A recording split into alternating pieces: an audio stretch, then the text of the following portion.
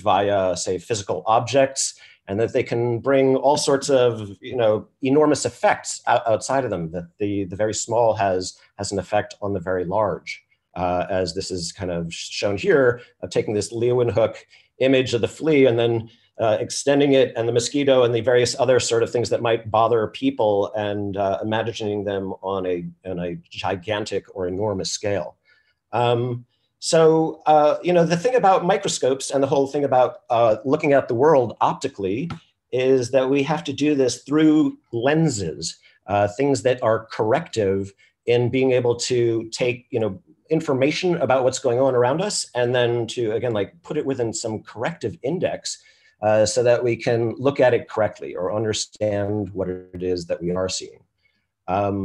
This is an image from Louis Pasteur, who started to understand what was spoiling wine and other fermented products, and began to really look at the cultivation of specific types of yeasts, and being able to create pure cultures, that is, cultures that did not have other sort of microbes involved with them, and taking this tiny little division of organisms and then expanding that up into different sort of artificial spaces. The same as taking a camera revealed certain aspects of being inside, the insidedness of being inside of a pasteurized space, or an in vitro space, had its own ramifications for the abstraction that life forms could take. This followed with both human application to other life forms, first in plant life, and then back to, here it is, extending down this in vitro space, bubbling out throughout the world, these artificial constructions of biological reality. And now they're growing ever smaller to match our precision organization and directed abilities to define and characterize those microorganisms. This is an array from the Quake Lab that's about the size of your thumbnail, and contains, maybe, I think, 100,000 different wells or containers or cells that an organism might live inside of, down to a very, very small confined space. And this has been true for human beings as well. We have gone to live in vitro, living inside of glass. This is a part of architectural history that's been kind of going on for some 400 plus years in the West, where we now want to fully live within this ourselves, inside of these in vitro spaces, which are very similar to our shopping malls and apartment complexes and business places as well. I think this is a remarkable image of a human inside of a test tube looking at another test tube type thing. This is the biosphere. And so to me, it was very interesting, like how you could take this idea of an abstractable space, and then what you might put into it, such as a mushroom, could then be defined in very different ways when you start to look at how you might work with its control systems. This is mycelium eating a log. And then, the things with mushrooms is that they live inside of stuff, then they go out into space as microscopic organisms, like this, up into the air, into the stratosphere, and come back down to Earth, and then live inside of things again. So it's a rather remarkable life cycle. They live inside of things, and they grow insidiously. Ooh, my timer is going off. Inside, insidious. So I was just thinking about that when I was showering, and I think right now my time is up. So I'm going to hand it off to the next presenter, who's Merlin Sheldrake, and let me not share my screen. Stop sharing. I'm going to stop sharing. Okay, Merlin, are you ready? Are you the first person who's going to? Am I doing this incorrectly? Yes. Okay. All right. I'm going to hand off then and mute myself. Thanks.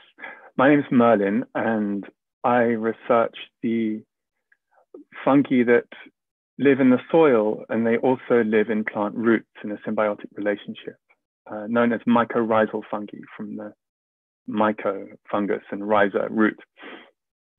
And more recently, I've been writing a book about fungi called Entangled Life, how fungi make our world, change our minds, and shape our futures, which is out in the States in mid-May. Was going to be out in UK in May too, but unfortunately, due to circumstances, it's been postponed to September, which in fact, might be a better time for a book about fungi.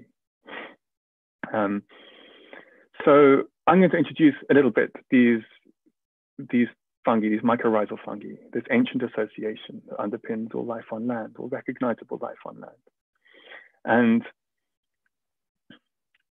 And really, fungi are a more fundamental part of planthood than leaves or fruit or flowers or even roots. The story begins about 600 million years ago, and life on land is a scorched, barren, windswept, desolate place. Life is overwhelmingly an aquatic event. Mollusks are thriving, corals are forming reefs, 9-foot-long sea scorpions are ranging across the floor of the ocean.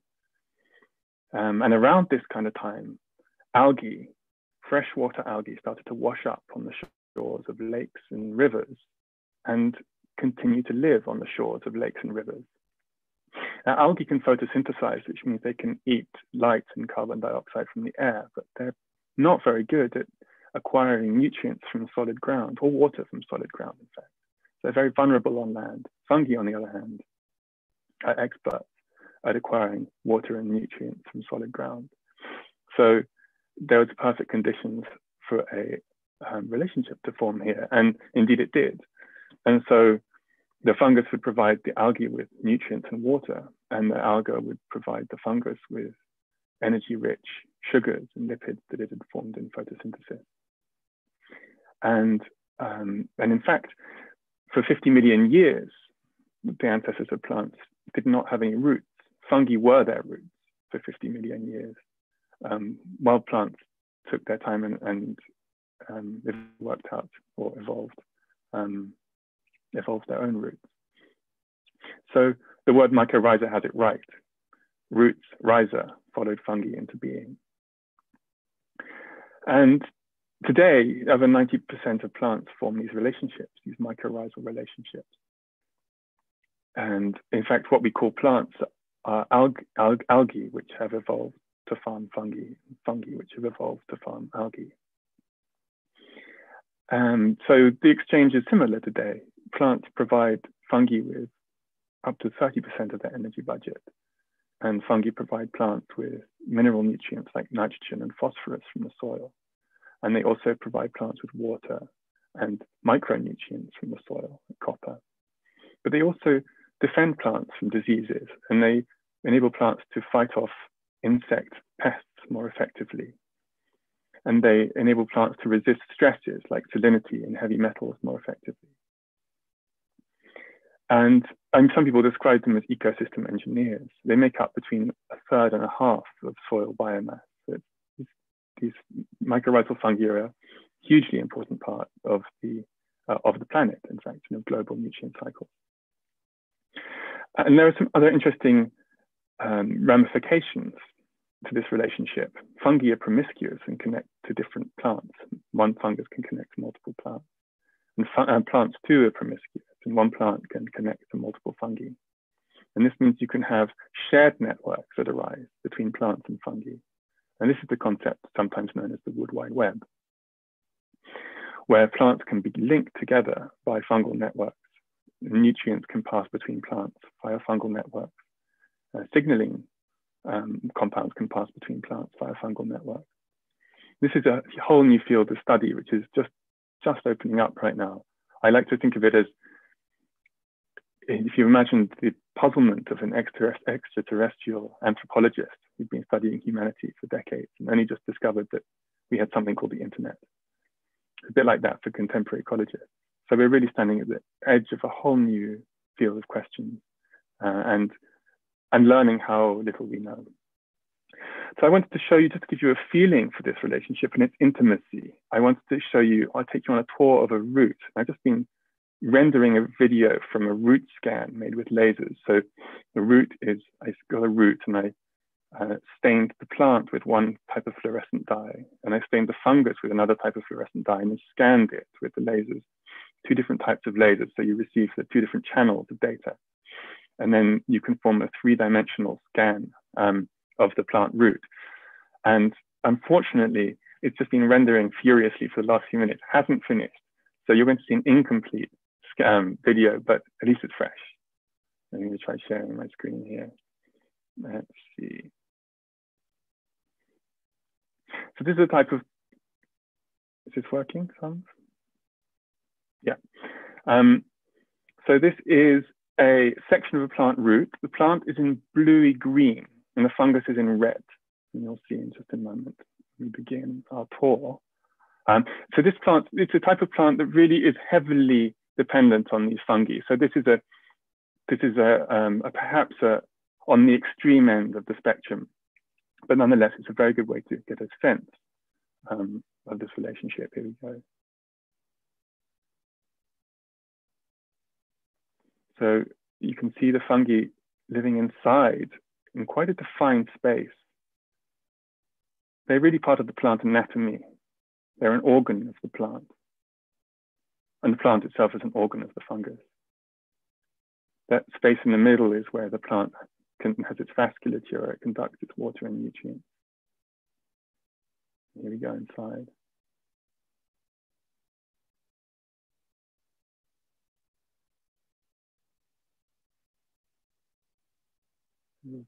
Take a little spin here. What is it like to be a fungus inside a plant? It wouldn't be red, that's for sure. Oh, there that's finished. We were supposed to zoom back out and then we were going to do another little spin and all sorts of fun stuff. But unfortunately, that's all we've got for now. So I'm sorry, but there we go. That should give you a feeling for how intimate this relationship is and how codependent these organisms are. And it's really one of the most blockbuster, ancient, and astonishing relationships that we have on this planet. And it has given rise to us. It's shaped all of our past. It's shaped the past of the planet and has shaped the future of the planet for a long time and continues to do so. So in any discussion of fungi in the future, these organisms will play a big part. I'll hand it off. That was great. Thank you so much. Next is Ehab Saeed from Biome. Are you there? Can you? Yes. Great. I'm gonna shut up. Thank you, Phil. That was absolutely fascinating, Merlin. Yeah, and thank you all for tuning in. And I'd like to also thank the Somerset House team for continuing to keep this fascinating conversation going despite the circumstances. I'm just going to share my screen quickly.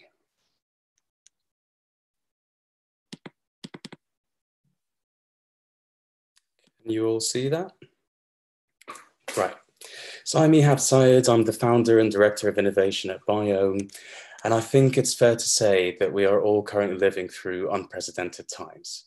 The world had to switch gears overnight, and we all found ourselves sitting at home, reflecting, reassessing, and reevaluating, making us collectively and critically question our consumption habits, our production practices, and the way we do business.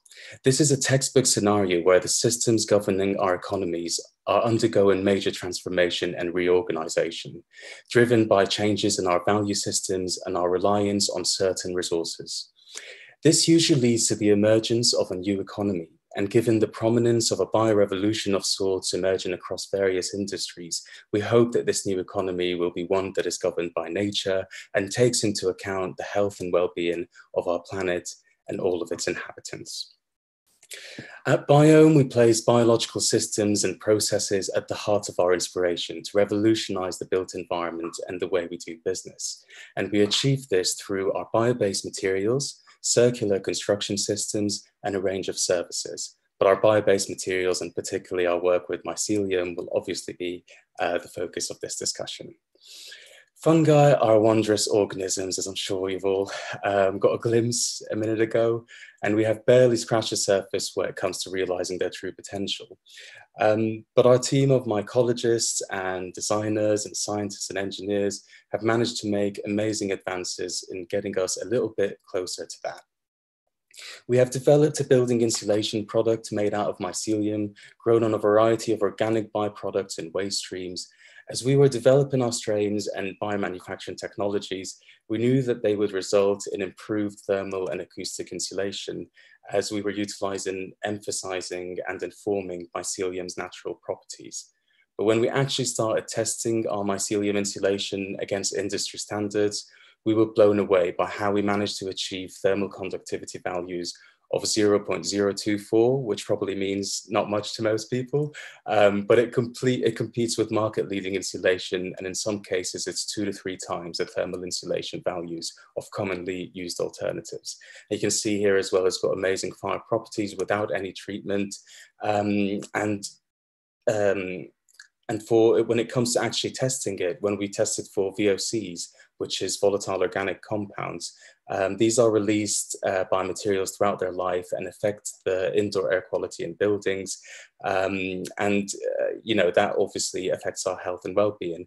We scored the highest possible score of A+, which makes it one of the healthiest materials to use, outperforming almost all other insulation products on the market by simply using nature's genius. Now, last year we had an interesting little discovery in our R&D lab, which led us onto a super exciting journey. Whilst carrying out some experimental work on the strains we are developing, we had the number of grain spawn jars growing in our incubation room.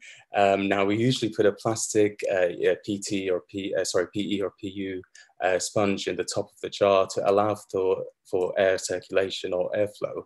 And the mycelium just fills the jar and starts to increase in density. However, on this one occasion, we found that one of our strains was brave enough to venture out of the jar, grow through the sponge, and it started to produce its antennae. After 2 months of growth, we decided to cut into it and see what had happened to the sponge, and found no sign of the sponge at all. Now, of course, at this stage, we knew that a large number of variables could have come into play, and that this does not necessarily mean that the mycelium had consumed the plastic, but we were also aware of mycelium's remediation capabilities, known as mychorrizal, which is a process by which fungi produces appropriate enzymes that break down complex compounds like plastics into hydrocarbons and carbon dioxide. The rate of degradation that we were able to achieve, however, was quite significant, and that was quite the revelation. Last year, the Onion Collective, a social enterprise at the vanguard of social action and community business, joined forces with Biome, and we were awarded the Waitrose Plant Plastic Prize to continue to develop this research further and ensure that such technologies have a transformational impact on local communities.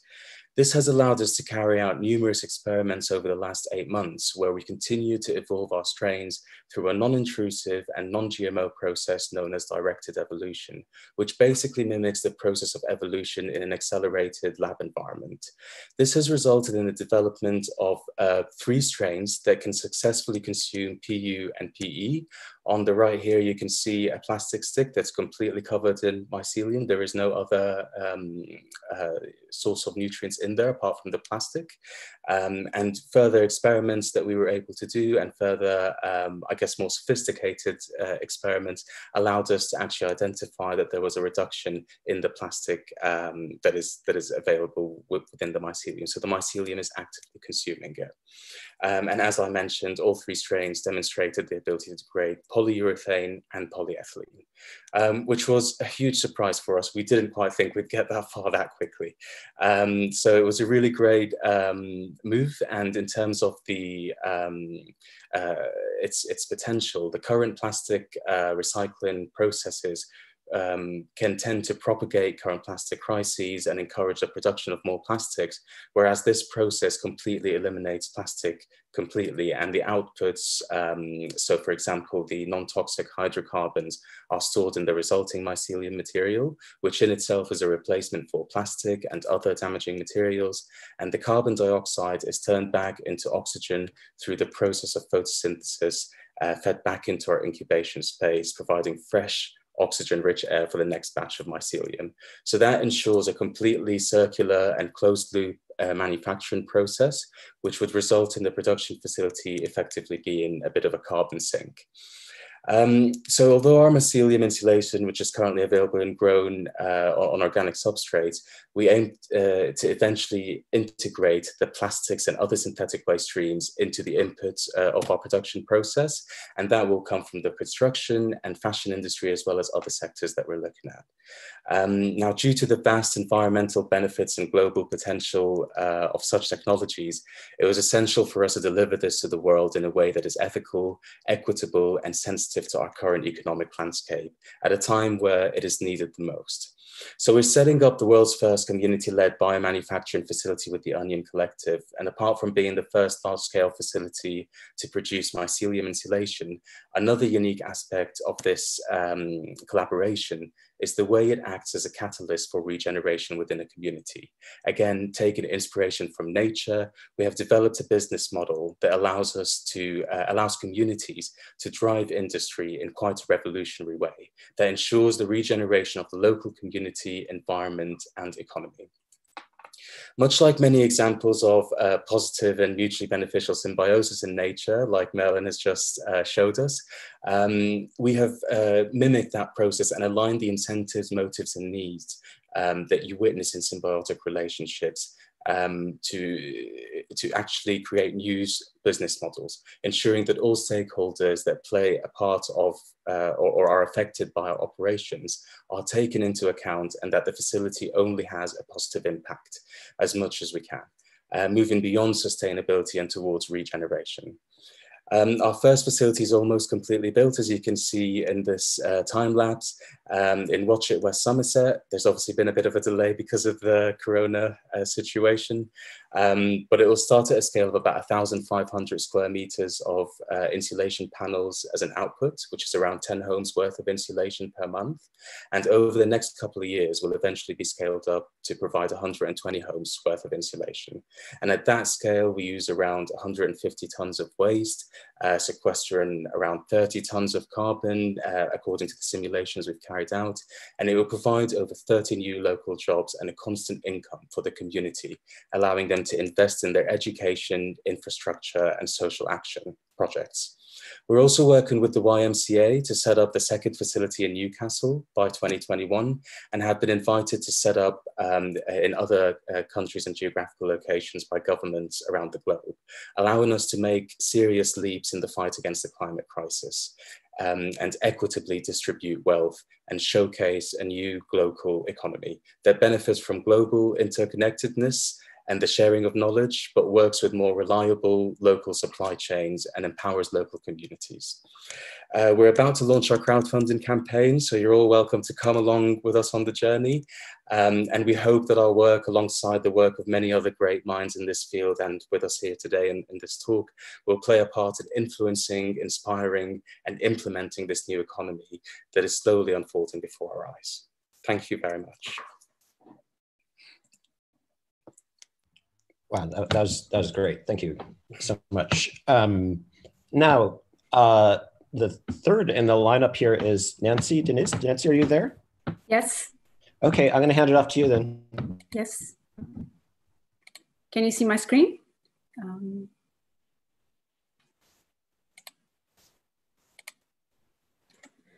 Hi, everyone. Thank you very much. I'm very excited to be amongst so many inspiring speakers. So I'm going to quickly go through a little bit of an introduction of my work as a practitioner, and then I'm going to show you some work I've been developing at Central St. Martin's.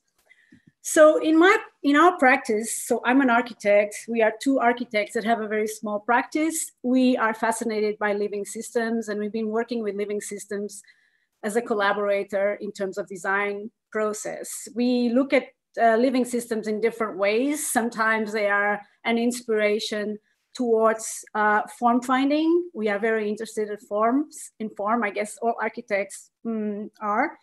So for example, we work with bacteria. We are very interested in understanding living systems and playing around matrices of variables that might have to do with nutrients or environmental factors, understanding how can we shape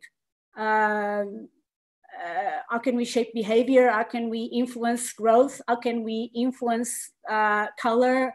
how can we establish some sort of understanding of living systems as a driver of form and efficiency. So some examples that I'm going to show you that have to do with our work, not just using mycelium. So we look at living systems as a whole. And for example, this is slime mold. I'm sure some of you already know, but slime mold is a kind of a fascinating culture. And our work is very computational.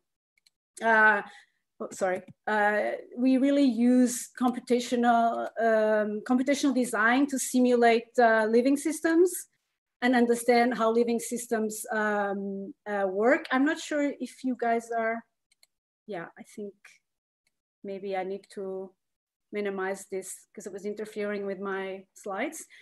But an example of how you can understand computationally how living systems behave, and then how can you extract form and geometry. So an example here of several computational studies, agent-based computational studies of how we can simulate mycelium growth, and then how can we translate that into form and space and objects. So some slides that show our design process, for example, with slime mold, and then how we can translate these into, for example, this was a project that had to do with the biosensors in a wearable project, and then how, of course, using digital fabrication, how we can translate these living systems to matter, materials, objects, and space. So I like this image because it really shows this contrast in my life.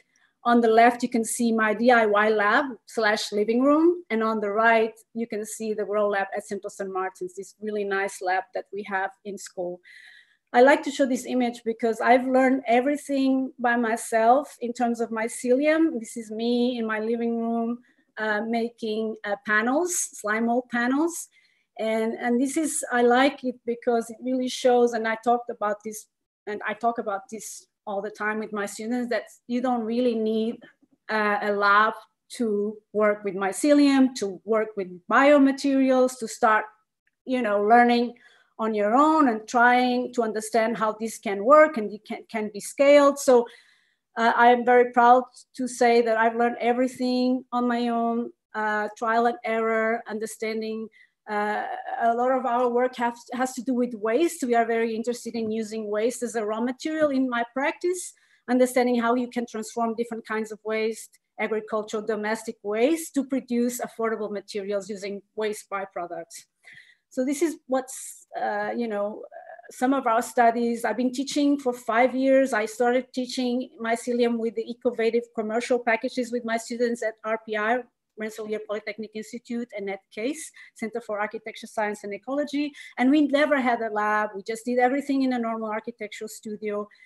And these are some of our examples in our practice where we experimented with different scales, different objects, understanding really how can we generate geometry, not just for the sake of geometry, but really trying to make geometry meaningful in terms of, for example, increasing surface. We were very interested how mycelium could clean air, remove VOC, something that Ihab mentioned, and he's been doing incredible work. How can we start using other add other additives to mycelium, for example, activated carbon. This is one of the ones that we use, and how activated carbon can start using the air, absorbing VOCs. So this idea of bioremediation, environmental bioremediation is key. Some images of our work, but also you can see here a close-up of one of the panels, but how you can start thinking about granularity, how you can really start thinking about efficiency and performance of mycelium. And this is not, our work is not just about mycelium. So we are very interested in using, for example, these are biopolymers using waste. So how can we start translating this into other materials? It's something that we are very interested. So we are very interested in materials, but we are also very interested in digital processes. And see, these are some images of the work we've been developing in terms of 3D printing. How can we create our own 3D printed waste filaments? And how can we not just work with molds, because this is something we've been using a lot. How can we create mycelium objects through molds, but how can we start 3D printing mycelium? So some images of the work. And we are also very interested in this relationship between digital and material. So for example, if you look at the image on the left, you see that what happens in reality, in the physical world is very different from what you draw digitally. For example, you can see the difference and the effect of gravity and physics, right? When you start 3D printing something, a geometry, and how it turns out something different. And so we are very fascinated with this transition and this kind of in between digital and bio, and how we really can use this in our practice in terms of aesthetics, in terms of performance. So some images that really translate this idea of biomaterials that can really start 3D printing waste in a way. So I'm going to talk a little bit about, of course, biodesign, the MA in biodesign at Central St. Martin's, something that the team is putting together. And I'm going to show you some of the work we've been doing with Mycelium. So what we see in the course is that we see living systems as a design tool. And it's very much about any other tool. That's how I think about it. It's almost like you think about computational design. If you think if you are a textile designer, you think as loom as your tool. Here we see living systems as a tool, as a means to do something tangible, meaningful, and palpable. And some of the work we've been doing, some of the living systems we've been using, from algae, slime mold, soil. We started the year with focusing on soil. This idea that the students work very much through experimental planning, scientific protocols. They really become familiar in the lab. How can we really start being very rigorous with the living systems? How can we start extrapolating quantifiable data? How can we drive design with a very rigorous kind of scientific methodology? So a big emphasis on data and image analysis, data visualization. Of course, we have a really nice space, biosafety level 1 category, the lab, which is all very nice, but the way we see the lab as a design studio, as a space of experimentation. It's almost like we are turning a science lab into a design studio lab. And this is what we like, and this is what we find exciting when we start getting messy. And then when we start, not thinking as scientists of what should we or not should do, but let's just try and experiment crazy ideas, which is something that scientists sometimes don't like to do. But so this idea of looking at the world as interconnected systems is something nuclear to the way we set up briefs, understanding ecosystems, understanding living and non-living entities. So mapping out all the relationships. For example, this is a soil ecosystem that we ask students to start thinking about, and waste. So we really set up this waste and growth project, where we really started to quantify waste around us, and some images of the students' data collection on waste, and then focusing on how can we use Mycelium to bioremediate and clean environments, clean materials, and create materials out of waste. So students started obsessively collecting waste around their houses, around school, around London. And this was some of the work that they have done, some images of the work that they've done, which is like creating innovative substrates. That was the kind of the challenge. Let's just think about anything that Mycelium can eat or can feed on. And let's just think outside the box. Let's just not think about sawdust or straw that Mycelium really loves and grows so well. But let's just think about other things, like, for example, aluminum and metal and construction waste, all the things that, let's just see how it goes. And this was a project that started in November. And it ran for around 3 months, between other things that we were doing. And and we are going to exhibit this in Lisbon at the Math Museum. Hopefully we were going to do it in May, but now it's been canceled to hopefully October. And some of mapping out, understanding success and failure rate. Of course, we had a lot of failure, a lot of substrates did not work out. And then the idea was to use the waste around Central St. Martin's. So students went around Central St. Martin's, quantifying how much waste is produced in the school and targeting a specific kind of waste, and then using that waste to create a modular system, that could be a wall system, but that could be like a sort of like a pergola. It could be a modular system that you could grow at an urban scale even. So it was a very kind of abstract modular system that they had to create, so this modular system. And then understanding and quantifying analysis, doing image analysis of mycelium growth, the different substrates, understanding the success and failure rates. And these are some images of the work. So there were 4 groups. I'm just going to end with this image, which is one of the groups, but they all did this hexagonal kind of modular system with different designs, with different kinds of strategies towards their patterns.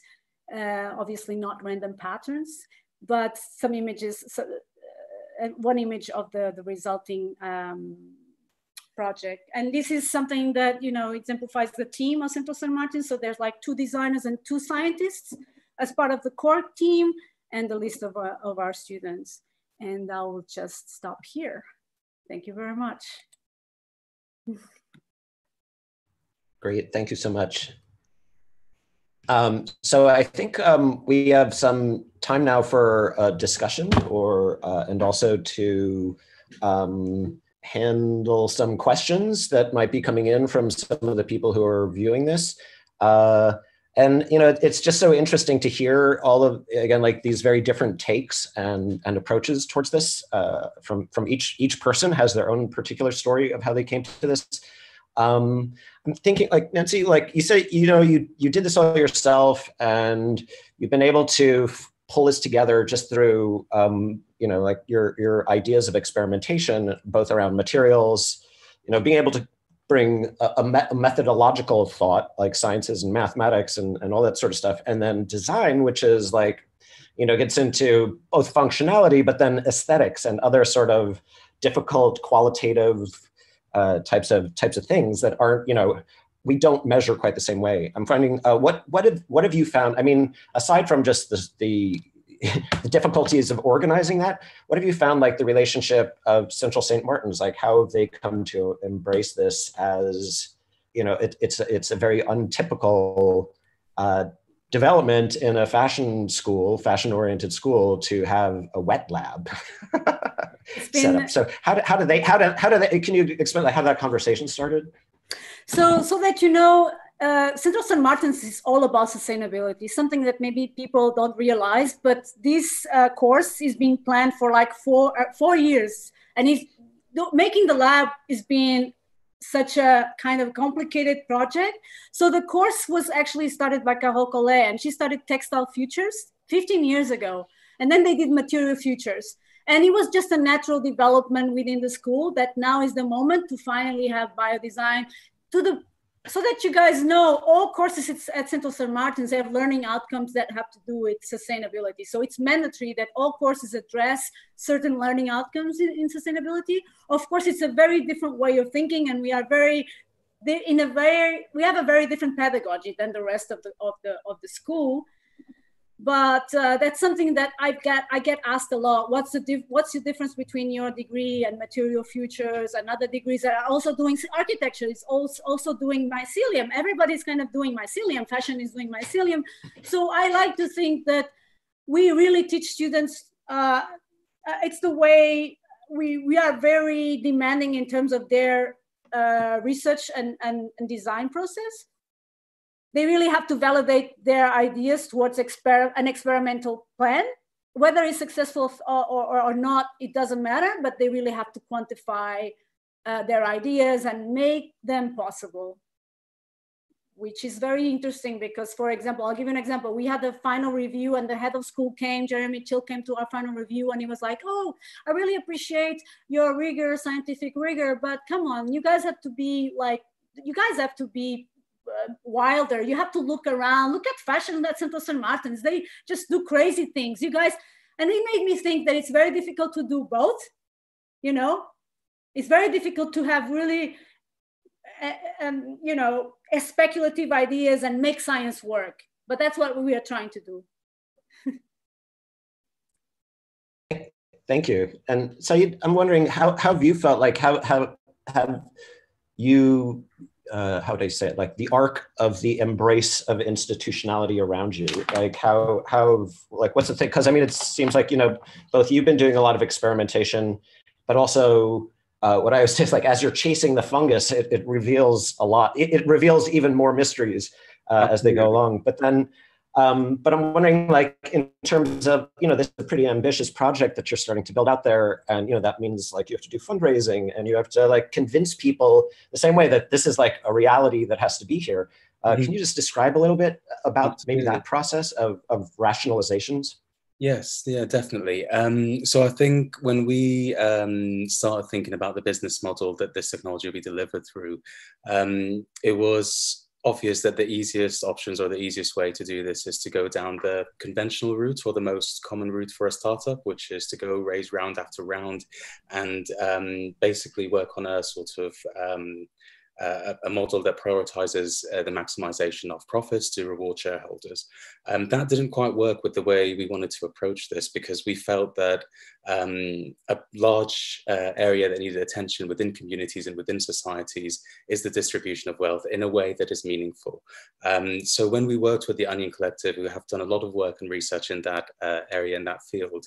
We realized that there are ways where you can have the community, as well as interested bodies like charities or organizations, basically support or fund the development of a facility like this, given that this isn't a project that is likely going to make one or two people very rich, but rather it's a project that will be dispersed throughout the community and allow the continuous regeneration, also other industry to spawn out of this as well.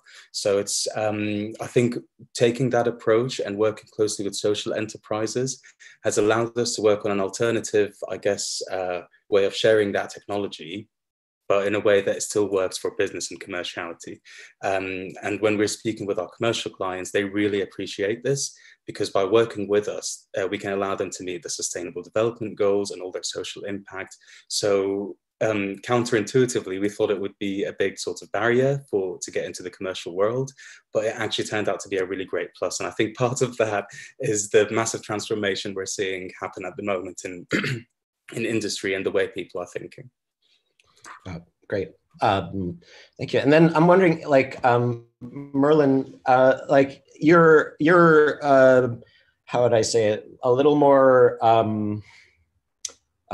undecided to the ethical standards of Mycelium, but like, what, aside from just their fantastic morphologies and, you know, like again, like the very surprising intimacies that they share with us, how do you think, how does Mycelium affect your own thinking about, again, like the ethics of the natural world? Or does this promise more? Is this a good thing for us, or is it just sort of like the discovery of the internal combustion engine, which like seemed like the best thing in the world, and now has, you know, led to all sorts of unexpected downstream phenomena?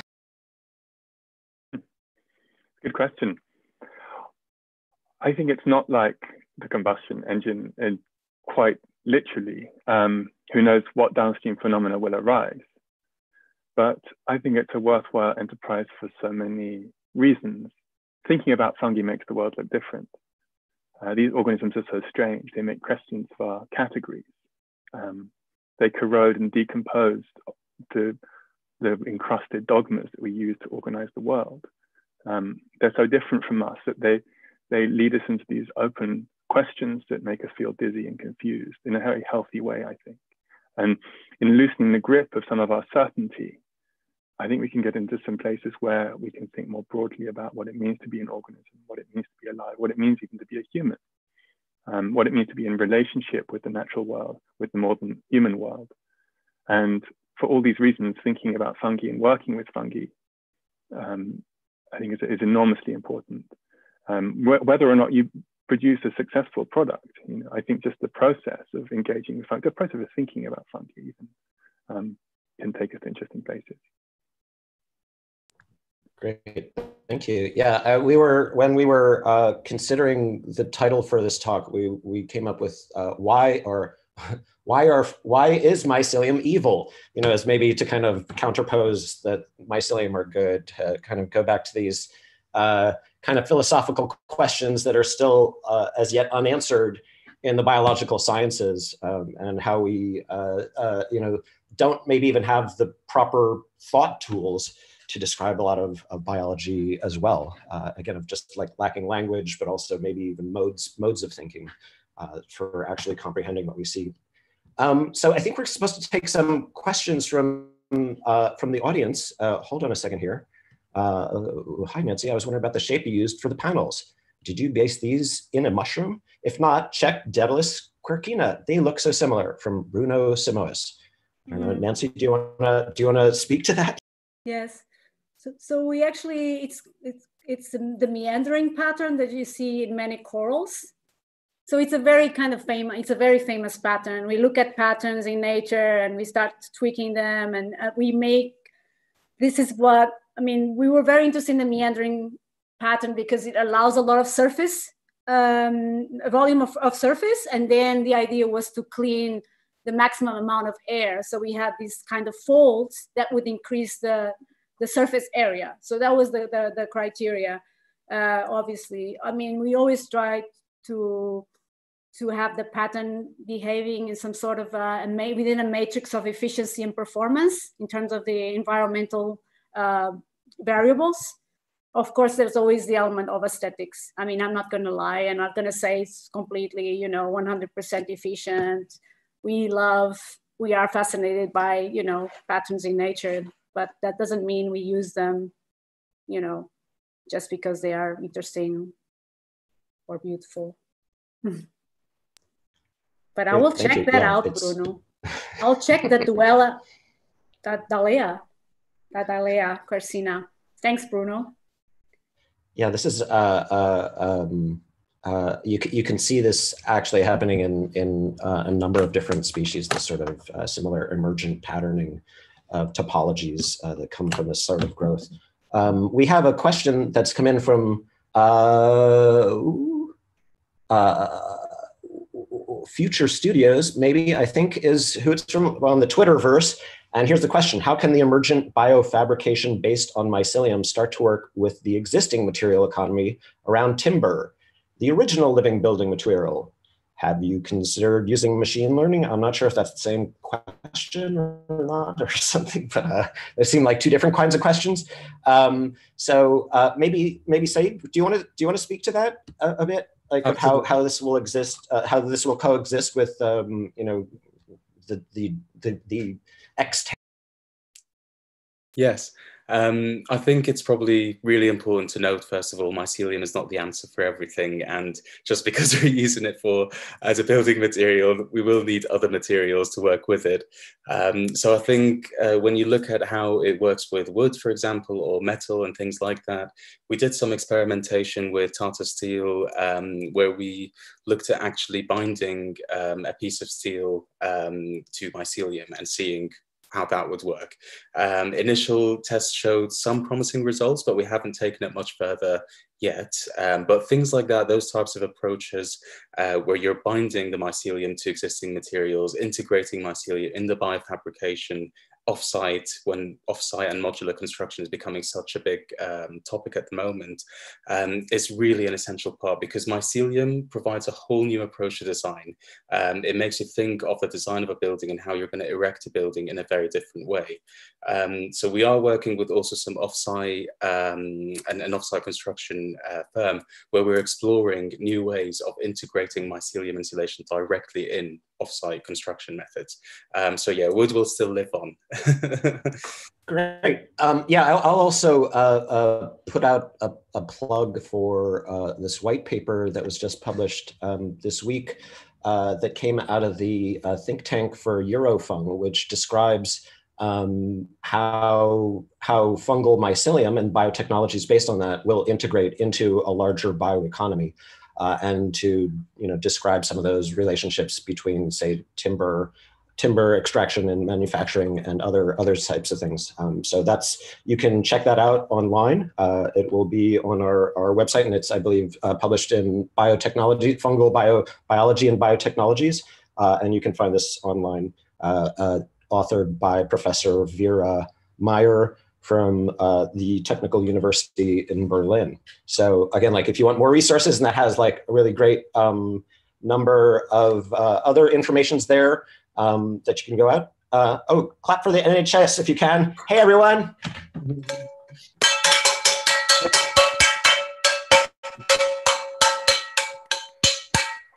I think I broke my screen. How long does this go on? I don't know. Here goes this. We don't do that here in San Francisco. We just, I don't know what we do. Some people yell. Thank you. Thank you, everyone who's, you know, the concept of microbiology has become a very popular subject all of a sudden, and concepts that were very difficult to get across even just a month ago. Now I'm finding people are becoming very familiar with cross-contaminations and infections, and the idea of biosecurities, or a lot of the other issues that come up when you start working with microorganisms that are just part of the landscape that you get. Am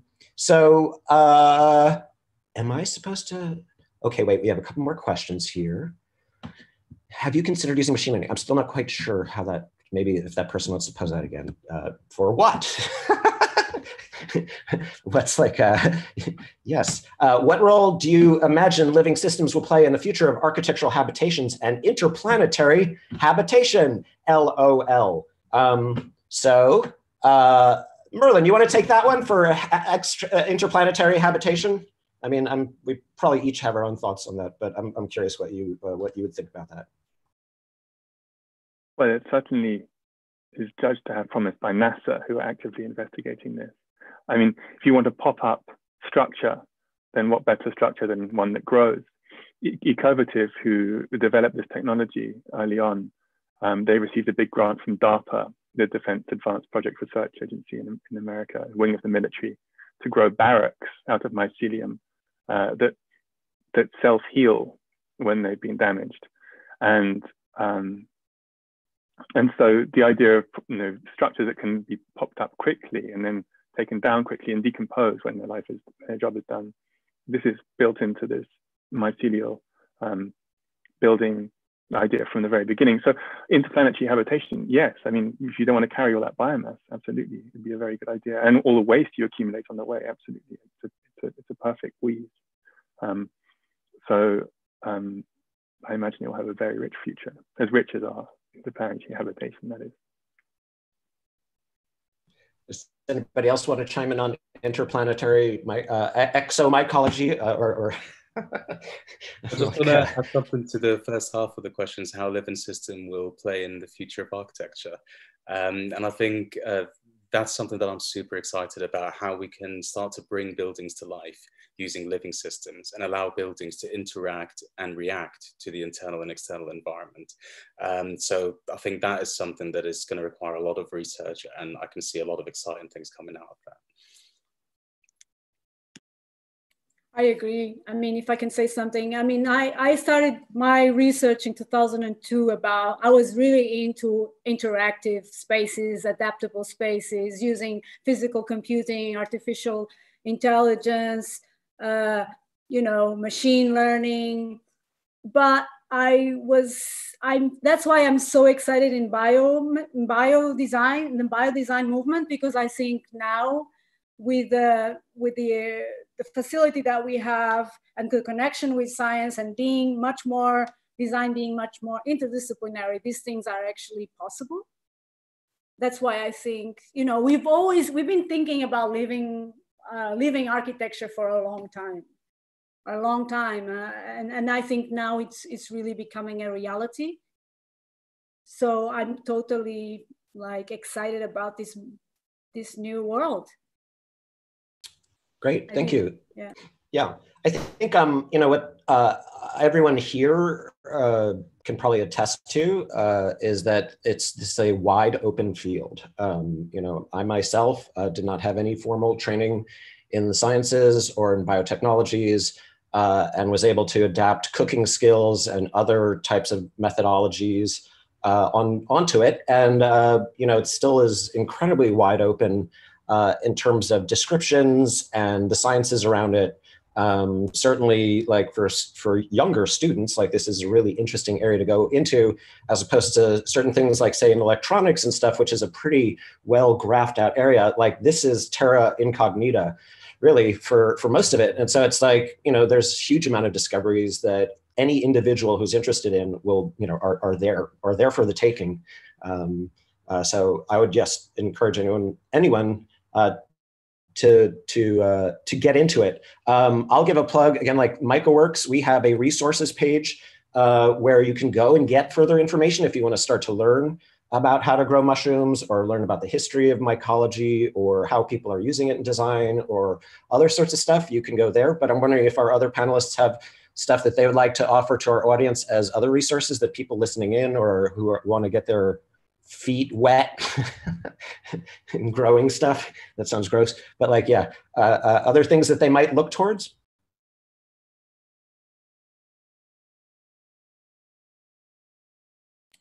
There are a number of online mycology courses. There's a school called Mycologos, which is fantastic and has a wide array of courses from beginner to intermediate to advanced. There are also good online forums, legendary forums set up for the magic mushroom growing community in the 90s, which have now evolved and broadened and deepened and expanded into general mushroom growing forums. There's Mycotopia and the Shroomery, and those are great sources of information. A lot of this work, a lot of this development of my practical modern mycology has taken place in this kind of DIY garage, backyard kind of way. And a lot of it is grown out of the magic mushroom growing scene, kick-started in the 70s. And it's interesting to see an area of science with genuine progress being made by super low-tech practitioners. And it's again because so much is unknown. Also because mycology has long depended on its amateurs, because there's no professional arena to conduct mycological inquiry. There's very few departments of fungal sciences. Most universities have a department of plant sciences and department of animal sciences, but fungi were only recognized as a distinct kingdom of life in the 1960s. So there's amateurs have always played an important part in the development of mycology, and they continue to do so. So it's a welcoming field in that sense, and people should feel encouraged and excited and incited. It is definitely a people's science. I think, you know, the history of mycology in England is really interesting in terms of how people would organize around it and how it was really kind of an up, you know, came from the bottom up. Also, I would, you know, for folks who are there, Kew Gardens is an awesome resource for checking out and learning more about mycology.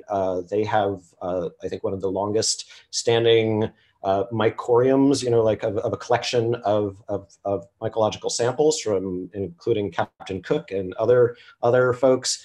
And then I also know that Penn State has some really great online resources where you can learn to grow things, and they have like a really awesome you know, presence of like, if you want to learn more, and they're, you know, they also give a lot of degrees in this stuff. So it's in addition to all these awesome, again, like as described, DIY communities and other groups that are out there, there's a lot of communication between the bottom and the top, or it's sort of, again, like very, very mycelial in that it's a lateral sort of thing. And then, so do you want to give any shout out to other?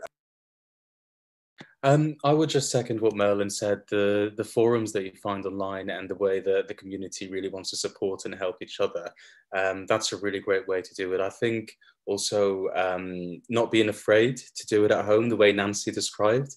You know, look at videos online, look at forums online, and just try it out at home. And slowly your knowledge base will start to grow. So I think the barrier to entry for Mycelium is incredibly low because of the incredible amounts of open source information that's on the internet. So anyone and everyone should give it a go. And we're so excited to see how the amount of students that are currently working with mycelium has just become like the most common topic. So it's really exciting. Mycelium brings people together.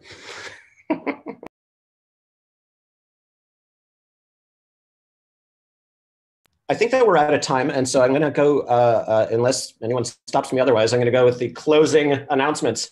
I'd like to thank our panelists, Merlin Sheldrake, Saeed, I'm sorry, and then Nancy Diniz. I'm like, I can't talk and read at the same time. I'm trying.